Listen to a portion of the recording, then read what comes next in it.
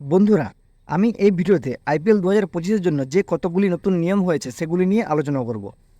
তো ভিডিওটি স্কিপ না করে আইপিএল 2025 সম্বন্ধে জানতে পুরো ভিডিওটা দেখবেন, আর ভিডিও শেষে একটা লাইক করবেন এবং চ্যানেলটিকে সাবস্ক্রাইব করবেন, কারণ এখানে খেলার সমস্ত আপডেট কিন্তু সবার আগে পেয়ে যাবে। তো চলো আর বেশি দেরি না করে ভিডিওটা শুরু করি।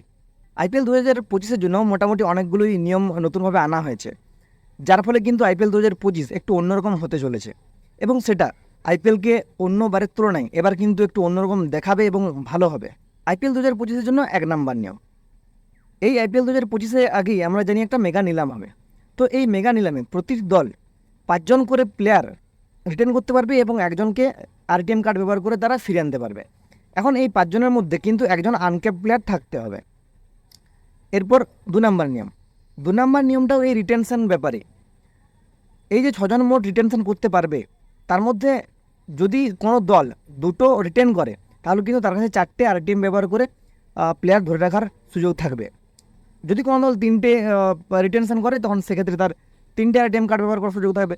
যদি কোনো দল 4টি রিটেনশন করে সেক্ষেত্রে তার 2টো আরটিএম কার্ড ব্যবহার করার সুযোগ থাকবে। এরপর হচ্ছে 3 নম্বর নিয়ম।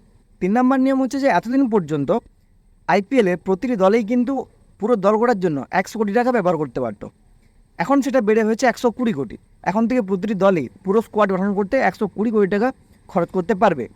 4 নম্বর নিয়ম হচ্ছে যে এবছর আইপিএল থেকে প্রতিটি দলের প্রতিটি খেলোয়াড়কে কিন্তু যারা খেলবে, যারা ম্যাচ খেলবে, তাদের প্রত্যেকে কিন্তু 7.5 লাখ টাকা করে দেওয়া হবে।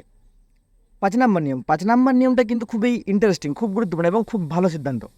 5 নম্বর নিয়মে বলা হয়েছে যদি কোনো বিদেশি খেলোয়াড় তারা যদি নিলামের সময় নিজের নাম না রাখে, তবে পরবর্তীকালে কিন্তু মিনি অপশনও তারা নিজেদের নাম রাখতে পারবে না। এরপর 6 নম্বর নিয়ম, 6 নম্বর নিয়মটা হচ্ছে যে যদি কোনো খেলোয়াড় দল পেয়ে যাওয়ার পর টুর্নামেন্ট শুরুর আগে নিজেদেরকে আনঅ্যাভেলেবেল করে তোলে, অর্থাৎ কোনো ব্যক্তিগত কারণ দেখিয়ে বলে তারা খেলতে আসতে পারবে না, তো সেই ক্ষেত্রে সেই প্লেয়ারকে কিন্তু 2 বছরের জন্য আইপিএল থেকে ব্যান করা হবে। এই দুটো নিয়ম কিন্তু খুব ভালো নিয়েছে বিসিসিআই, খুবই ভালো সিদ্ধান্ত নিয়েছে এই দুটো নিয়ম। আইপিএল 2025-এর 7 নম্বর নিয়ম হচ্ছে যে যেসব ভারতীয় প্লেয়ার লাস্ট 5 বছর ধরে ভারতের জাতীয় দলের কোনো ফরম্যাটে সুযোগ পায়নি, তারা কিন্তু আনক্যাপ প্লেয়ার হিসেবে বিবেচিত হবে। যেমন ধরুন মহেন্দ্র সিং ধোনি লাস্ট 5 বছরে ভারত দলের কোনো ফরম্যাটেই খেলেননি, তিনি যদি অবসর নিয়ে নিয়েছেন বা অবশ্য যদি কোনো প্লেয়ার নাও নেয়, সেক্ষেত্রেও কিন্তু তাকে আনক্যাপ প্লেয়ার হিসেবেই বিবেচনা করা হবে। এরপর বলবো 8 নম্বর নিয়ম। 8 নম্বর নিয়মটা হচ্ছে যে ইম্প্যাক্ট প্লেয়ার রুল। তো আগের বছর থেকে যে ইম্প্যাক্ট প্লেয়ার রুলটা এসেছে সেটা নিয়ে সবাই অস্বস্তিতে থাকলেও এই ইম্প্যাক্ট প্লেয়ার রুলটা কিন্তু থেকে যাচ্ছে এবছরও ইম্প্যাক্ট প্লেয়ার রুলের সঙ্গে কিন্তু আইপিএল খেলা হবে। তো এই হচ্ছে আইপিএল 2025-এর কয়েকটি নতুন নিয়ম।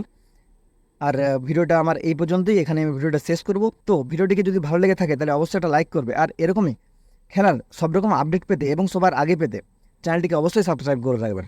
ধন্যবাদ।